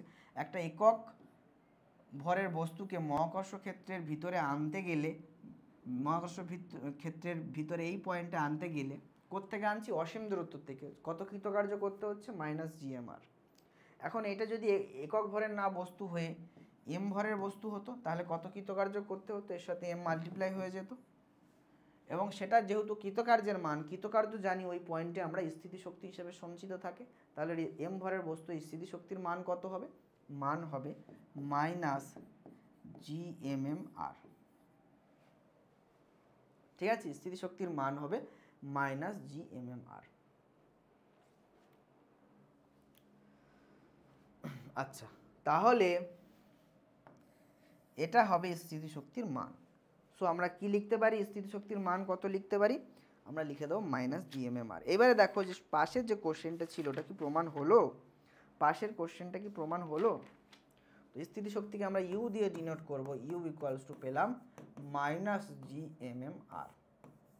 দেখো আমাদের বলেছে কোনো উপগ্রহের চারিদিকে, কোনো নক্ষত্রের চারিদিকে কোনো গ্রহ বৃত্তাকার কক্ষে আবর্তন করছে, গ্রহের স্থিতিশক্তি এটার মোট শক্তির, এখনও আমরা মোট শক্তি বের করিনি, তাহলে স্থিতিশক্তি এটা হলো। মোট শক্তি কাকে বলে? স্থিতিশক্তি এবং গতিশক্তি দুটোকেই একসাথে যদি আমরা করি তাহলে দেখে বলা হবে মোট শক্তি। সো মোট শক্তি আমাদের কত হবে? মোট শক্তি হলো ই দিয়ে ডিনোট করব, সেটা হলো কাইনেটিক প্লাস পোটেনশিয়াল এনার্জি, একসাথে যোগ করে দিতে হবে। তাহলে এই দুটো যোগ করলে কি দাঁড়াচ্ছে? কাইনেটিক এনার্জি আমরা পেয়েছি GMM2R, পোটেনশিয়াল এনার্জি পেয়েছি মাইনাস GMMR। ব্যাস, এই দুটোর কমন এলসিএম বা লসাগু হলো 2R। তাহলে আমাদের আসছে কত? আসছে কমন লসাগু 2R। এই পার্টটা হয়ে যাচ্ছে GMM মাইনাস এখানে হয়ে যাচ্ছে 2 মাল্টিপ্লাই 2GMM। তাহলে দেখো 2 থেকে 1 বাদ গেলে মাইনাস হয়ে যায়, তাহলে আলটিমেটলি আমাদের ভ্যালুটা এখান থেকে কত আসছে আমি উপরে লিখে দিই। ভ্যালুটা আসছে মাইনাস GMM/2R। এটা হলো কিসের ভ্যালু? এটা হলো স্থিতিশক্তির ভ্যালু। তাহলে minus GMM/2R। So minus GMM/2R তাহলে কি? মাইনাস GMMR হলো মোট শক্তির মান। তাহলে তুমি দেখো আমাদের যে কোশ্চেন ছিল যে স্থিতিশক্তি এটার মোট শক্তির দ্বিগুণ, তো স্থিতিশক্তি মোট শক্তির দ্বিগুণ, এই যে আমরা মোট শক্তি পেলাম মাইনাস GMM2R, এটার সাথে যদি আমরা 2 গুণ করি তাহলে দেখো কত পড়ে থাকে? মাইনাস GMMR, যেটা হলো স্থিতিশক্তির সমান। তাহলে আমরা কি বলতে পারি? 2 ইন্টু ই ইকুয়ালস টু হলো ইউ। এটা প্রমাণিত। তাহলে এই কোশ্চেনটার উত্তর আমরা দিতে পারলাম যে তার মোট শক্তির দ্বিগুণ হবে তার স্থিতিশক্তি। বোঝা গেল? এই কোশ্চেন যদি আসে তো আমরা বলে দিতে পারবো।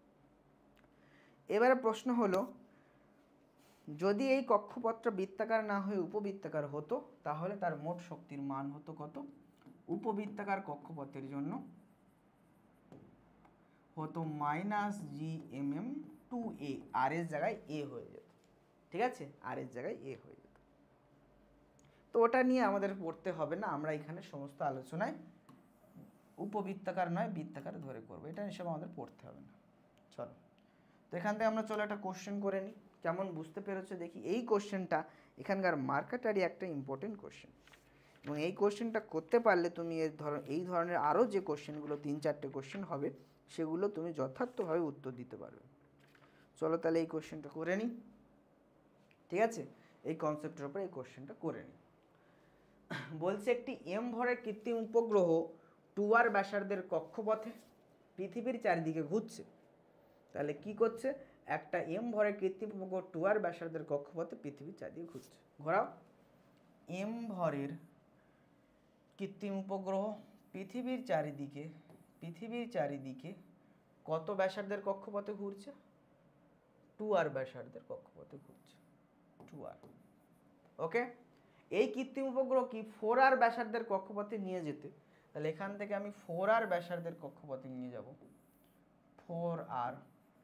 তো নিয়ে যেতে এই কৃত্রিম উপগ্রহকে কতটা কার্য করতে হবে? কতটা কার্য করতে হবে। তারপরে বললো উপগ্রহটির স্থিতিশক্তির পরিবর্তন কিরূপ হবে। চলো আমরা দেখে নিই। তো প্রথম হলো কার্য কত করতে হবে। তাহলে দেখো মোট শক্তির পরিবর্তন যত হবে সেটা হবে তার কার্য। এখানে মোট শক্তি কত ছিল আর এখানে কত এলো, তো যখন 2R তার ব্যাসার্ধ তখন মোট শক্তি কত হবে? তখন মোট শক্তি হবে, ফর্মুলা কি হয়?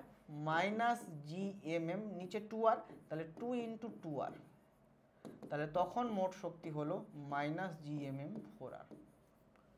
ঠিক আছে, আবার মোট শক্তি বের করব যখন ব্যাসার্ধটা কত, যখন ব্যাসার্ধটা হলো 4r, তখন মোট শক্তি কত হবে, জি এম এম, তাহলে 4 ইন্টু 2 মানে এইটা ডাইরেক্ট আমি করে দিলাম। কেন এগুলো হচ্ছে, কারণ এই দেখো না মোট শক্তির রাশিমালাই ছিল জি এম এম 2r, তাই না, এই G M M 2r minus G M M 2r, তাহলে মোট শক্তি এটা হলো। অর্থাৎ মোট, এবারে ভালো কোন ভ্যালুটা বেশি হবে, যার নিচে বড়, যার নিচে বড় সে অ্যাকচুয়ালি ছোট, কিন্তু তার আগে আবার মাইনাস আছে, তাহলে এই ছোট মাইনাসটা অ্যাকচুয়ালি বড় হবে, তাহলে এই নিচের পার্টটা বড়, তাহলে শক্তির পার্থক্য কত হলো, minus G M M 8r থেকে আমরা বাদ দেবো কতকে, আমরা বাদ দেব minus G M M 4r, তাহলে উত্তর আমাদের কত আসবে বের করে নিতে হবে। উত্তর আসবে, দেখো এখানে মাইনাস মাইনাসে প্লাস হয়ে গেল, কমন লসাগু হয়ে গেল 8r, তাহলে এটা বসলো মাইনাস জি এম এম, এটাতে প্লাস আছে এবং 2 মাল্টিপ্লাই হয়ে গেল, তাহলে হলো 2 জি এম এম, তাহলে 2 থেকে 1 গেল মানে 2 প্লাস 1 হয়ে গেল, সো আমাদের আসলো এটা। তাহলে দেখলাম যে এই পরিমাণ শক্তির পার্থক্য হয়েছে, তাহলে শক্তির যে বৃদ্ধি হবে ওটাই হবে তার কৃতকার্যের পরিমাণ, তাহলে কৃতকার্য কতটা করতে হবে, সো কৃতকার্য করতে হবে এই পরিমাণ, তাহলে এতটা কৃতকার্য করতে হবে, করতে হবে, এটা হবে উত্তর। ঠিক আছে, একদম। এবারে প্রশ্ন হলো যে তারপরে একটা পার্ট দিয়েছিল যে উপগ্রহটি স্থিতিশক্তির পরিবর্তন কত হবে। চলো এটা আমরা এই সাইডে করছি, স্থিতিশক্তির পরিবর্তন। প্রথম স্থিতিশক্তি কত হবে, যখন 4r ছিল, 4r এর জন্য তখন স্থিতিশক্তির ফর্মুলা হলো minus G M M, sorry 2r ছিল,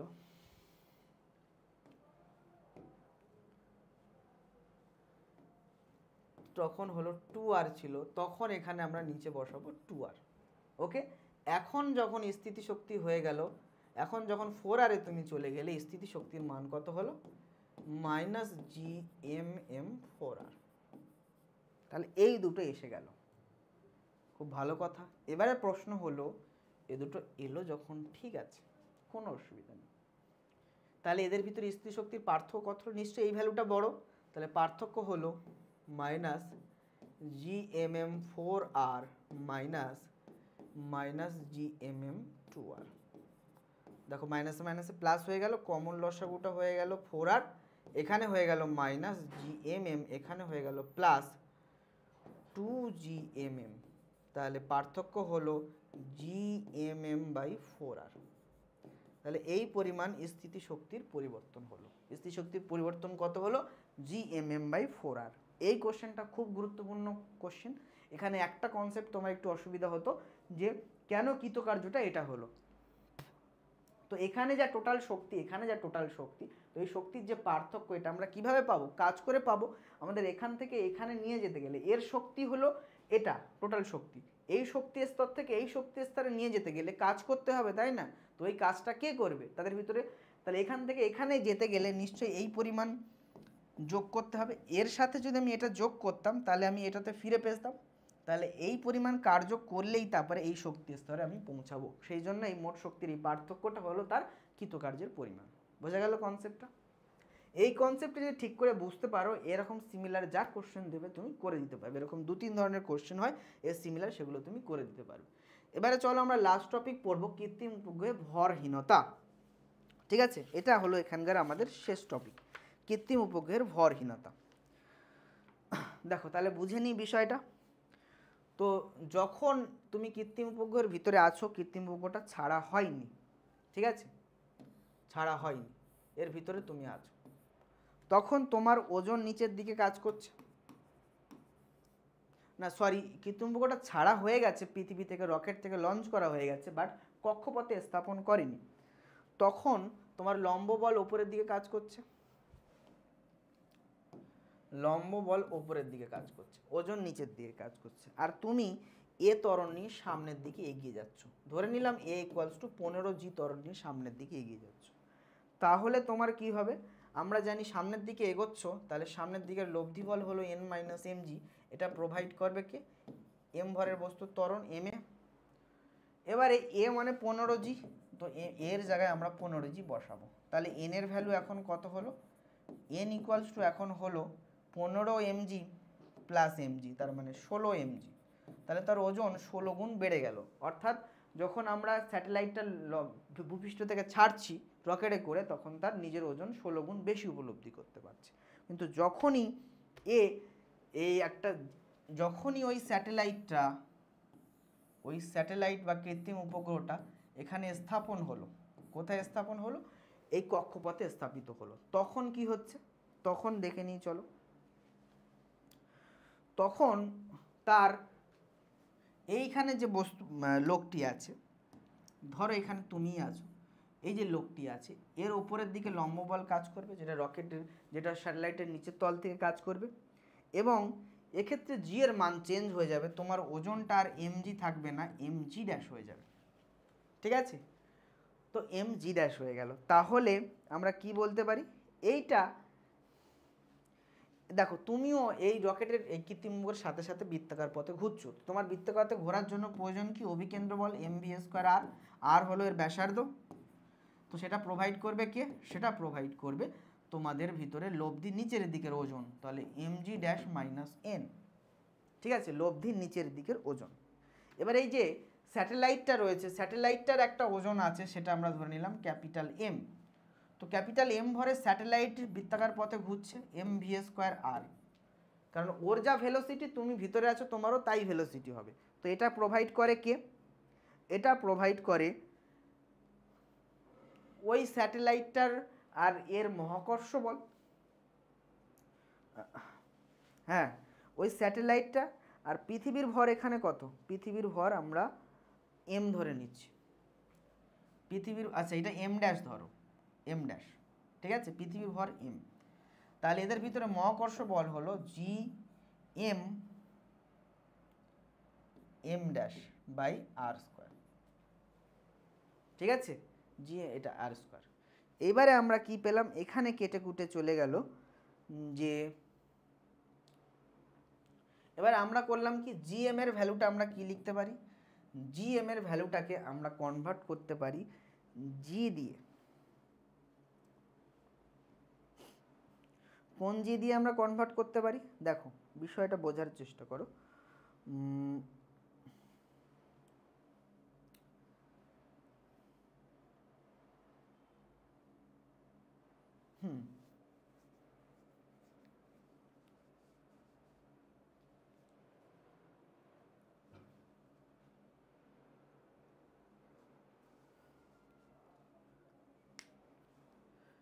আচ্ছা আচ্ছা, এটা আমরা করব কি, তখন আমরা করে দিলাম m ড্যাশ জি ড্যাশ, m ড্যাশ জি ড্যাশ, কেন আমরা জি ড্যাশের ভ্যালু পাচ্ছি কত, জি ড্যাশের ভ্যালু পাচ্ছি জি এম আর স্কোয়ার, তাই না, জি এম আর স্কোয়ার হবে জি ড্যাশের ভ্যালু, একদম যদি আর ব্যাসার্ধের কক্ষপথে তুমি উপরে থাকো, তাহলে তোমার অভিকর্ষ ত্বরণ জি ড্যাশের মান কত হবে, জি এম আর স্কোয়ার, তো আমরা এইটার জায়গায় জি এম আর স্কোয়ার বসিয়ে জি ড্যাশ বসিয়ে দিলাম, জি এম আর স্কোয়ারের জায়গায় বসিয়ে দিলাম, তাহলে এইটুকু আমরা পেয়ে গেলাম M dash V square R, M V square R equals to এটা, তাহলে এম ড্যাশ কেটে গেল, ঠিক আছে, এম ড্যাশ কেটে গেল, সো আমরা পেলাম কি, সো আমরা জি ড্যাশের ভ্যালু দরকার ছিল, জি ড্যাশের ভ্যালু আমরা পেলাম ভি স্কোয়ার আর, এই জি ড্যাশের ভ্যালু আমি এইখানে পুট করব, এইখানে পুট করব,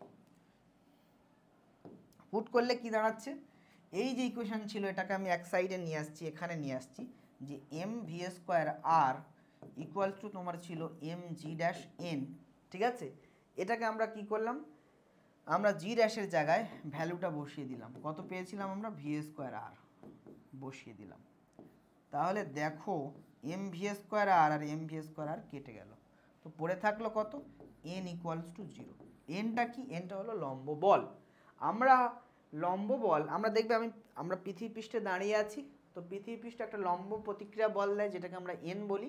এই এনের জন্য আমরা নিজের ওজন অনুভব করতে পারি। এবং যখন লিফট ওপরের দিকে যায়, দেখো এনের মান বেড়ে যায়, তো 16 গুণ বেশি ওজন অনুভব করতে পারি, তাই না? বা লিফট যখন নিচের দিকে আসে, নিজের ওজন হালকা মনে হয়। এই বিষয়গুলো আমরা খেয়াল করেছি। তো এন যদি 0 হয়, তাহলে আমরা নিজের ওজন কি অনুভবই করতে পারবো না, নিজের ওজন হবে ভার শূন্য। সেই জন্য আর্টিফিশিয়াল স্যাটেলাইট বা কৃত্রিম উপগ্রহতে নিজের ওজন কি হয়, ভার শূন্য মনে হয়। তাহলে কোশ্চেনটার উত্তর হলো যে কৃত্রিম উপগ্রহের বস্তুর ওজন ভার শূন্য বোধ হয় কেন, এটা হবে তার উত্তর।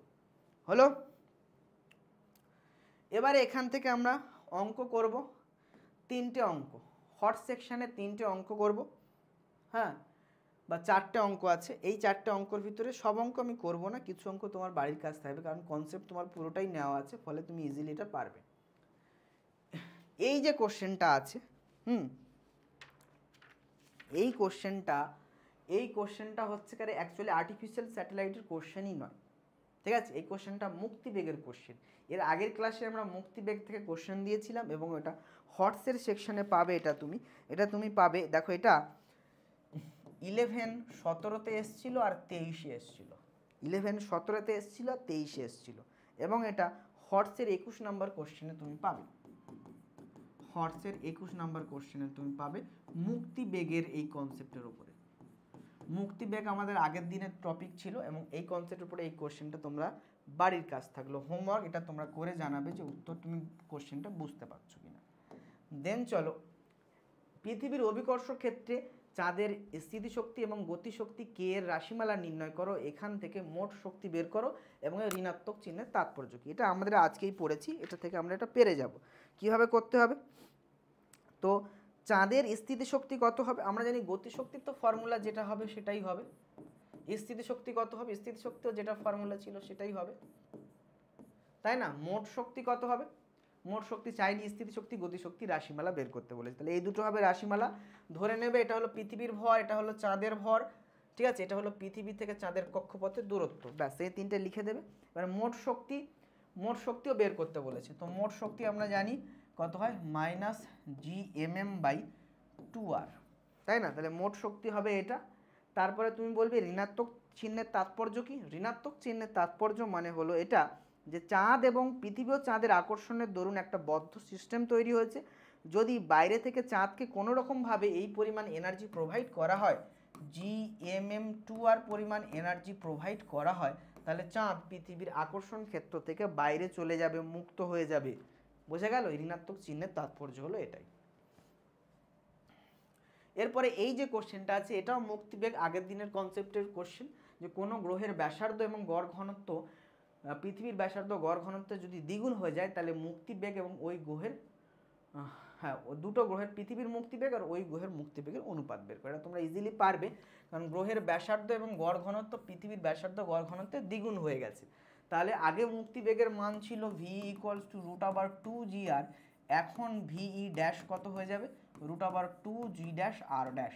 তো ব্যাসার্ধ বলছে এখন দ্বিগুণ হয়ে গেছে, তাহলে ব্যাসার্ধ হয়ে গেছে 2r, আর গড় ঘনত্ব কত হয়ে গেছে, গড় ঘনত্ব হয়ে গেছে ও দ্বিগুণ, তাহলে গড় ঘনত্ব ρ' হয়ে গেছে 2ρ।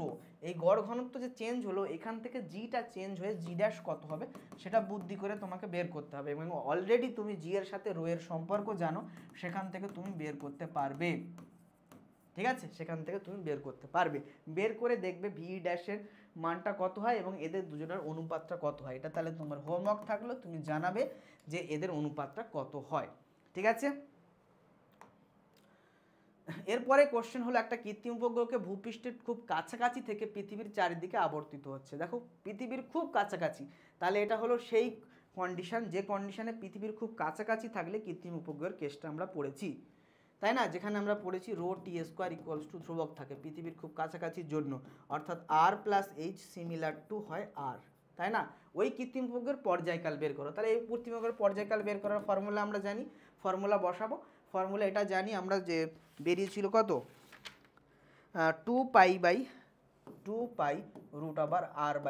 তো r আর g দেওয়া আছে, ভ্যালু বসালেই উত্তর বেরিয়ে যাবে। তো তোমরা এটার উত্তর বের করবে, উত্তর বের করে জানাবে যে পর্যায়কালের মান কত বেরিয়েছে সেটা সেকেন্ডে বেরোবে, সেকেন্ডটাকে আবার ঘন্টা মিনিটে কনভার্ট করবে। ঠিক আছে, এটাও তাহলে হোমওয়ার্ক থাকলো, এটাও তোমরা জানাবে যে কত হবে, কিন্তু কিভাবে করবে প্রসেসগুলো আমি বলে দিলাম। তাহলে হর্স থেকে কি কি কোশ্চেন হবে, কি কোশ্চেন করতে হয় মোটামুটি যেগুলো এইচএসের জন্য ইম্পর্টেন্ট সেগুলো আমি করিয়ে দিলাম। এবারে থাকছে প্রবলেম সেট আর পিওয়াইকিউ। পিওয়াইকিউ দেখবে আমি যে প্রত্যেকটা চ্যাপ্টারগুলো প্রত্যেকটা পার্টে পার্টে ভিডিওগুলো দিয়েছি গ্র্যাভিটেশনের, তো প্রত্যেকটা জায়গায় সব পিওয়াইকিউগুলো ঢুকিয়ে দেওয়া হয়েছে, কোনো পিওয়াইকিউ বাদ যায়নি। ঠিক আছে, তো বাকি থাকলে এবারে প্রবলেম সেট। প্রবলেম সেটটা আমি বলে দিচ্ছি প্রবলেম সেটগুলো করবে কিভাবে, আর প্রবলেম সেটগুলো দাগ দিয়ে দিচ্ছি। সব প্রবলেম সেট এইচএসের জন্য করতে হয় না, কিছু কিছু প্রবলেম সেট করতে হয়। ঠিক আছে, যেগুলো এইচএসের জন্য করতে হয় তো সেইগুলো তোমাদের আমি দাগ দিয়ে দিচ্ছি। প্রবলেম সেট করার সময় খেয়াল রাখবে যে প্রবলেম সেট সবসময় 1 বেশিভাবে করবে, তারপর 2 এর 2-1টা করবে। প্রবলেম সেট 3 বা হর্স নিউমেরিক্যাল প্রবলেম সেটটা একেবারেই করবে না। তো প্রবলেম সেটের কিছু অঙ্ক তোমাকে করতে হবে, যেমন 1-এর দাগেরটা অলরেডি আমি করিয়ে দিয়েছি, 1-এর দাগের নয় সরি 2-এর দাগেরটা করতে হবে। 2-এর দাগেরটা আমি করিয়ে দিয়েছি ক্লাসে, 2-এর দাগেরটা এবারে তুমি করতে পারো তোমার 5-এরটা, এছাড়াও তুমি করতে পারো 7-এরটা, এটাও আমরা অলরেডি করিয়ে দিয়েছি। এছাড়াও তুমি করতে পারো 10-এরটা, এটাও আমরা একটু আগেই কোশ্চেনে দিয়েছি 10-এরটা। তারপরে তোমাকে করতে হবে 13টা করতে পারো। তারপরে তোমাদের থাকছে 16টা, এই টাইপের কোশ্চেন আমরা করিয়ে দিয়েছি 16টা। তারপরে তোমাকে 17টা করতে পারো, আর করতে পারো তুমি 22-এরটা, এই কটা কোশ্চেন তুমি করতে পারো। হ্যাঁ, আর হ্যাঁ এই কটা কোশ্চেন তুমি করো। ঠিক আছে, সেট 2 প্রবলেম সেট 2 থেকে তুমি করবে 2-এর কোশ্চেন হর্সে তুমি এর সিমিলার কোশ্চেন একই পেয়ে যাবে 2-এর কোশ্চেনের। এছাড়াও তোমাকে করতে হবে 6-এরটা, আর করতে হবে 8-এরটা, আর করতে হবে 12-এর এই ধরনের কোশ্চেন আমরা করিয়ে দিয়েছি। তারপরে তোমাকে করতে হবে তুমি আর করতে চাইলে 15টা করতে পারো। ঠিক আছে, 15টা করতে পারো। আরও যে কেউ যদি অ্যাডভান্স লেভেলের কেউ করতে চাও, 17টা সবার জন্য নয়, যে একটুখানি ডিফিকাল্টি লেভেল ফেস করতে চাইছো সে 17টা করবে হর্স নিউমেরিক্যাল প্রবলেম সেট থেকে। ঠিক আছে, 3-এরটা করবে, 3-এরটা হর্স নিউমেরিক্যাল প্রবলেম সেট থেকে, হর্স নিউমেরিক্যাল প্রবলেম সেট থেকে তুমি 3-এরটা করবে। 3-এরটার অলরেডি আমরা অ্যান্সার করিয়েছি, বাট 3-এরটা একটা ফর্মে এনে এটা তোমাকে করতে হবে। 3-এরটা তাহলে তুমি করবে, 3-এরটা ভালো অঙ্ক। ঠিক আছে, আর যারা কম্পিটিটিভের জন্য পড়ো তারা 6-এরটা করতে পারো, 6-এরটা ফর কম্পিটিটিভ। 6-এরটা ভালো অঙ্ক, এরকম একটা অঙ্ক আমাদের বইয়ের কোশ্চেনেও করে দেওয়া আছে। ঠিক আছে, ওকে। আর চাইলে অনেকে আবার কম্পিটিটিভের জন্য 9-এরটা করতে পারবে। ঠিক আছে, এবারে প্রশ্ন হলো এর অ্যান্সারগুলো তুমি কোথায় পাবে। এবারে দেখো 6-এর এই কোশ্চেনটার সিমিলার একটা কোশ্চেন আমাদের বইয়েতে করে দেওয়া আছে। বইয়ে কোথায় করে দেওয়া আছে, একদম বইয়ের হর্সে করে দেওয়া আছে। দেখবে হর্স নাম্বার 41 এরকম ধরনের একটা কোশ্চেন আছে, হর্স নাম্বার 41। এটা সিমিলার কোশ্চেন তুমি পাবে হর্স নাম্বার 41। ঠিক আছে, হর্স নাম্বার 41। আর তোমার হর্স 2-এর কোশ্চেনটা এই সেট 2-এর 2-এর কোশ্চেনটার সিমিলার কোশ্চেন তুমি পাবে হর্স নাম্বার 25-এ, হর্স 25 এর সিমিলার কোশ্চেন পাবে। ঠিক আছে, এগুলো তুমি করো প্র্যাকটিসের জন্য, দেখবে খুব ভালো রেজাল্ট হবে। এবারে এইগুলো যদি তোমার করতে গিয়ে আটকে যায় তাহলে তুমি কি করবে, কোশ্চেনগুলো করতে গিয়ে যদি আটকে যায় তাহলে প্রবলেম সেটের সমস্ত উত্তর দেওয়া থাকে ছায়া অ্যাপে। তো ছায়া অ্যাপ ইনস্টল করবে, ছায়া অ্যাপ ইনস্টল করে সেখানে দেখবে ক্লাস 11-12 সায়েন্স সিলেক্ট করবে। সিলেক্ট করার পরে সেখানে তুমি এক্সারসাইজ সলিউশনে যাবে, এক্সারসাইজ সলিউশনে তুমি ক্লাস 11 ফিজিক্স সিলেক্ট করবে। সিলেক্ট করে সেখানে চ্যাপ্টারগুলো পরপর থাকবে, তুমি মহাকর্ষ চ্যাপ্টারে যাবে, যে চ্যাপ্টার তোমার যেমন প্রয়োজন হবে মহাকর্ষ চ্যাপ্টারে যাবে, সেখানে দেখবে প্রবলেম সেটগুলো আছে, তবে প্রবলেম সেটগুলো উল্টোভাবে সলিউশন দেওয়া আছে। প্রথমে হর্স নিউমেরিক্যাল প্রবলেম সেটের সলিউশন দেওয়া আছে, তারপরে সেট 2 এর সলিউশন, তারপরে সেট 1 এর, উল্টোভাবে কিন্তু আছে, এটা খেয়াল রাখবে। দেখে সেখানে তোমার যে কোশ্চেনটা আটকাবে সেটা তুমি সলিউশন ওখানে দেখতে পারবে, কিন্তু কখনোই প্রথমে সলিউশন দেখবে না, আগে নিজে প্র্যাকটিস করবে। এই হর্সগুলো প্র্যাকটিস করার জন্য দেওয়া হয়েছে, আগে নিজে প্র্যাকটিস করবে, প্র্যাকটিস করার পরে তারপরে আটকালে তারপরে দেখবে, ঠিক আছে। এবং এই হর্সগুলো সব কোশ্চেন করতে হয় না, কিছু কিছু সিবিএসসি এনসিআরটির কোশ্চেন থাকে, কিছু কিছু কম্পিটিটিভের কোশ্চেন থাকে।